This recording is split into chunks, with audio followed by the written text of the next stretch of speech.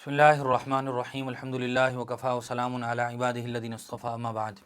किसी साहब ने पूछा है कि मुबाहला किसे कहते हैं और मुबाहला किस वक्त किया जा सकता है। इस सवाल का जवाब ये है कि कुरान करीम में भी एक आयत है जिसको आयत मुबाहला कहा जाता है।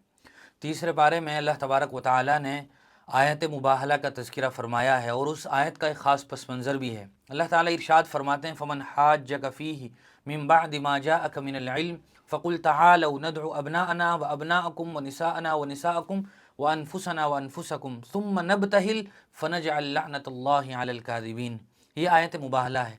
इस आयत का पस मंज़र और शान नुज़ूल ये है कि एक मरतबा नजरान से ईसाइयों का एक वफ़द मदीना में जनाब नबी करीम सल्लल्लाहु अलैहि वसल्लम की खिदमत में हाज़िर हुआ और उस वफ़्त में कुछ ऐसे लोग भी थे जो अपने ईसाइयत के प्रचारक थे और गोया पादरी थे। उन्होंने हुज़ूर अकरम सल्लल्लाहु अलैहि वसल्लम के सामने हज़रत ईसा अलैहिस्सलाम की उलूहियत को ज़ाहिर किया और वह अपनी इस दावे पर अड़े रहे। हुज़ूर अकरम सल्लल्लाहु अलैहि वसल्लम ने उनको समझाया कि हज़रत ईसा अल्लाह नहीं है, वो तो अल्लाह के बंदे हैं, उसके रसूल हैं, लेकिन हज़रत ईसा ये अल्लाह नहीं है। लेकिन वो अपनी बात से बाज ना आए, हालांकि वो भी इस हकीकत को जान चुके थे कि ये जो आदमी जो बात कह रहा है, यानी हुजूर जो बात इरशाद फरमा रहे हैं, ये वो सच बात है और ये सही बात फरमा रहे हैं, लेकिन वो अपने इस दावे से बाज नहीं आए। फिर हुजूर करीम सल्लल्लाहु अलैहि वसल्लम ने उन्हें कहा कि चलो मुबाहला करते हैं। उस मुबाहले में ये हुआ कि हुजूर करीम सल्लल्लाहु अलैहि वसल्लम अपने रिश्तेदारों को लाए मैदान में।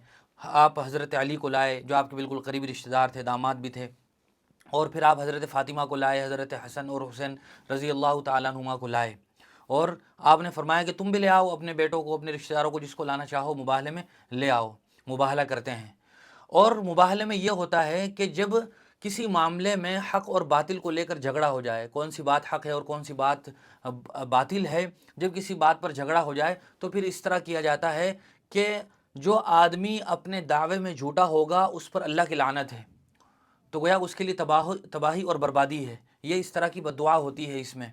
हुज़ूर करीम सल्लल्लाहु अलैहि वसल्लम ने उनसे कहा कि ले आओ। चुनांचे उस वफ़्त का एक आदमी था जिसने अपने दूसरे साथियों को समझाया कि देखो ये आदमी जो बात कह रहा है ये सच है और अगर ये आदमी सच हुआ तो हमारी हलाकत और तबाही ये यकीनी है, गोया हम फिर तबाह बर्बाद हो जाएंगे, हम मिट जाएंगे। लिहाजा वो मुबाहले के लिए तैयार नहीं हुए। इसका तज़किरा ही अल्लाह ताला ने इस आयत में किया है, जो आयत आपके सामने पढ़कर सुनाई गई। लिहाजा आयत मुबाहला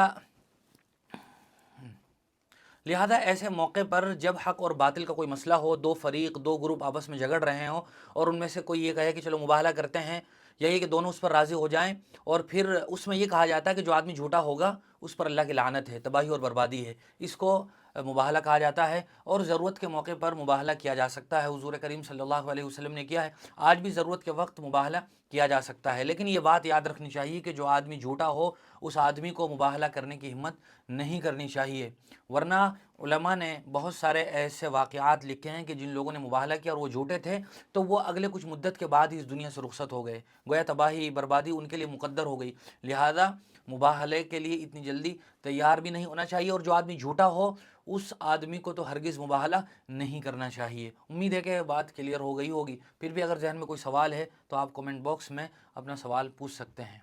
आखिर दावाना अनिल हम्दुलिल्लाहि रब्बिल आलमीन।